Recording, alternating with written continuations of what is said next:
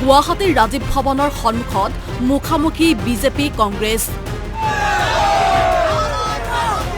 নিৰ্বাচনী পৰিৱেশত দুয়োটা প্ৰধান ৰাজনৈতিক দলৰ বাকযুদ্ধ অব্যাহত থকাৰ সময়তেই শনিবাৰে ৰাজীৱ ভৱনৰ সন্মুখত মুখামুখি হ'ল উভয় দলৰ নেতাকৰ্মী।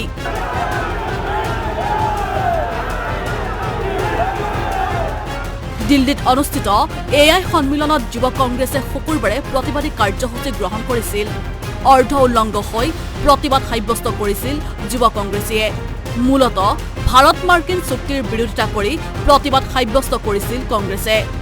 এই প্ৰতিবাদৰ প্ৰত্যুত্তৰত শনিবাৰে ৰাজীৱ ভৱনৰ সন্মুখত প্ৰতিবাদ সাব্যস্ত কৰে বিজেপি মিত্ৰজোঁটে। ভাৰতবৰ্ষৰ প্ৰধানমন্ত্ৰীৰ বিৰুদ্ধে বা তেওঁলোকে চোলা খুলি পেলাই যাতে প্ৰদৰ্শন কৰাটো, য'ত সেই তেওঁলোকে যিটো কথা লৈ পেলাই প্ৰদৰ্শন কৰিছে সেইখন স্বামীৰ তলত কোনো ধৰণৰ সম্বন্ধ নাই। বিজেপি যুৱ মৰ্চা আৰু অগপৰ যুৱ পৰিষদে ৰাজীৱ ভৱন ঘেৰাও কাৰ্যসূচী গ্ৰহণ কৰে। কংগ্ৰেছৰ নেতৃত্বৰ পুত্তলিকা দাহ কৰি প্ৰতিবাদ সাব্যস্ত কৰে অগপ বিজেপিৰ যুৱ শক্তিয়ে। এআইৰ লগত জড়িত বিভিন্ন MNC কোম্পানীবিলাক তাত আহিছিল, তাৰ CEO বিলাক আহিছিল। 20খনতকৈ অধিক দেশৰ ৰাষ্ট্ৰপ্ৰধান ইয়াত আছিল।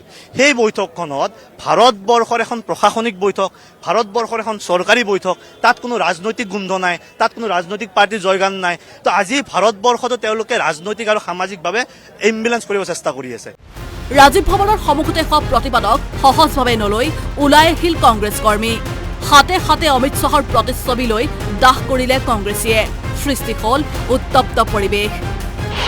উভয় পক্ষৰ মাজত হতাহতিৰ পৰ্যায়লৈ গ'ল পৰিস্থিতি। জিন্দাবাদ মুৰ্দাবাদ ধ্বনিৰে উত্তাল হয় পৰিৱেশ।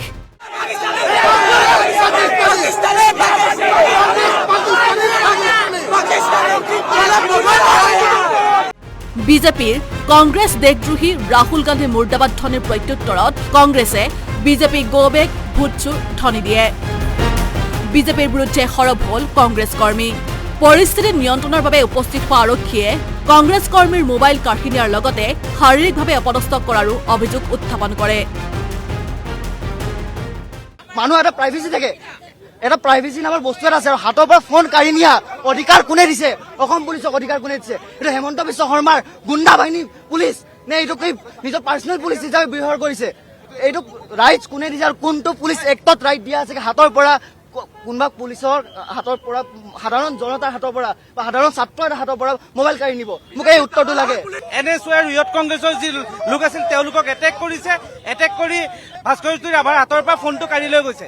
তাত কোনো ফোনে কিবা কৰিছিল নেকি? তাতে ভাস্কৰ জ্যোতি ৰাভা খিলঞ্জীয়া এজন, কি হ'ল? মোবাইল চোৰ কোনে কৰিছে?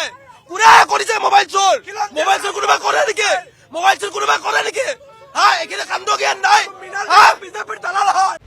অৱশেষত আৰক্ষীৰ হস্তক্ষেপত নিয়ন্ত্ৰণলৈ আহে পৰিস্থিতি।